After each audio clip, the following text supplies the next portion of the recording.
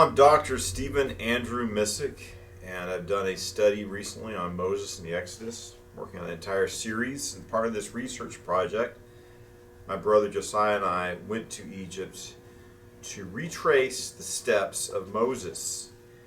And lately there's been a lot of attacks by certain liberal Bible scholars calling into question the historicity of Moses and the Exodus account, questioning if it's true or if it's something concocted by Ezra. Ezra just made it all up and that it has no historical basis whatsoever.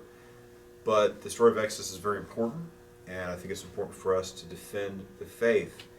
There's a lot of questions about Moses and the Exodus, and some of the most hot topics, if you will, about this are: where is the site of the Red Sea crossing? And where's the real Mount Sinai? And there's a lot of people that are convinced that Mount Sinai is in Saudi Arabia. And they think that there is a binary choice, either the traditional Mount Sinai, the Sinai Peninsula, or the Jebel el-Lawz location near the Hijaz area of Saudi Arabia. So what people don't realize is that there's several other locations that people are proposing as the actual Mount Sinai. So let's look at this. In the north, we have Jebel Hilal. It's close to Israel. And you go a little bit south from that, closer to the Gulf of Suez, you have called Jebel Sin Bashar, or Mount Sin Bashar.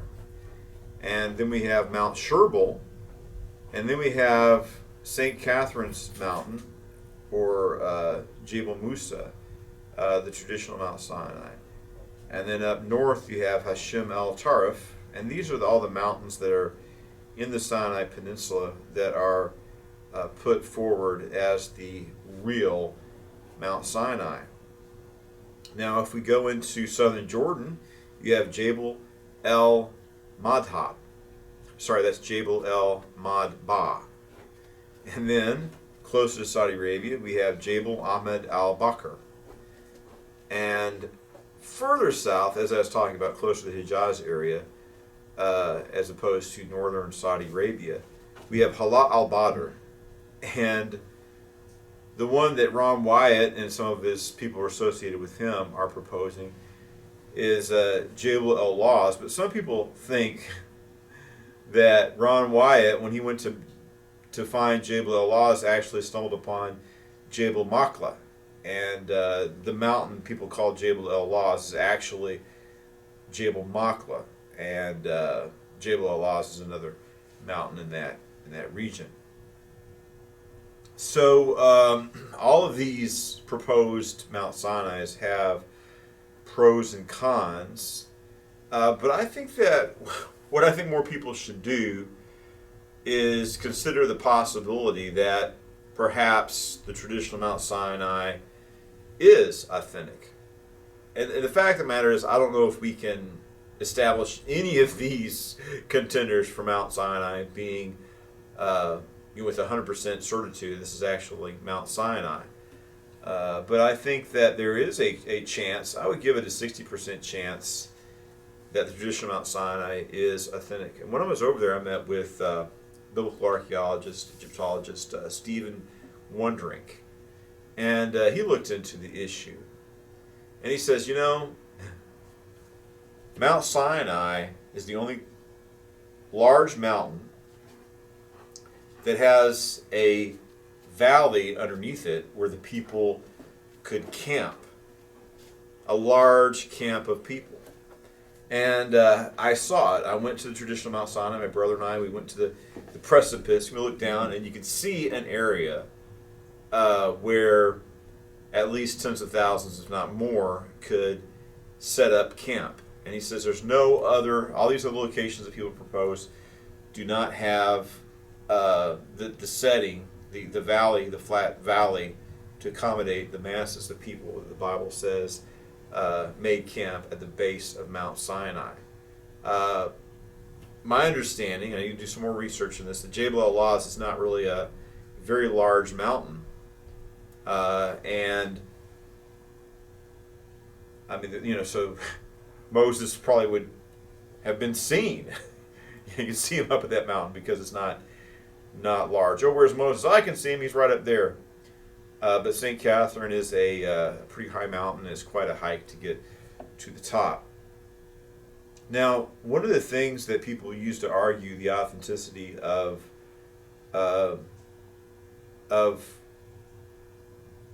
so-called Jabal al-Lawz is a stone, a cleft stone. And people say that this stone is the rock that the water came out of. But someone has a very good argument here that can't be the case.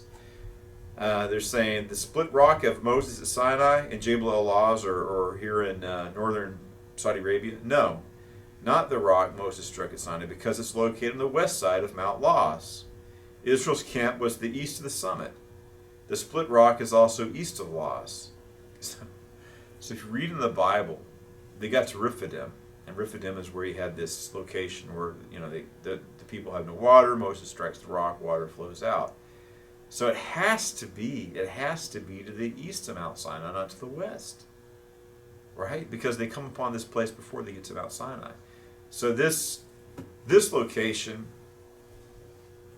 not only is it hundreds of miles the wrong, not only is it on the wrong side of Mount Sinai, in addition to being hundreds of miles in the wrong place.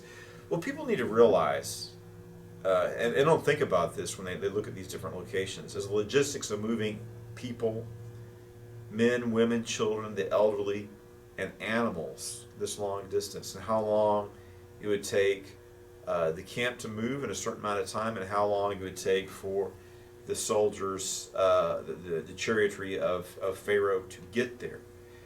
The impression of the Bible is that they weren't far away. That's why the Pharaoh thought this would be an easy mopping up operation. They weren't on the far side of the desert already. So this is an important topic because, like I said, the whole story of the Exodus is under question, and we need to look at the facts and find out where the real Mount Sinai is and get close to the location as possible. So I want to explore this in upcoming lessons as we explore Moses in the Exodus. But the challenge is these people, it's like, oh, it's not the traditional Mount Sinai, it's Jabal al-Lawz. So have you weighed the evidence? We look at all the options and look which one has the preponderance of evidence that stands out as the most likely location of the real Mount Sinai.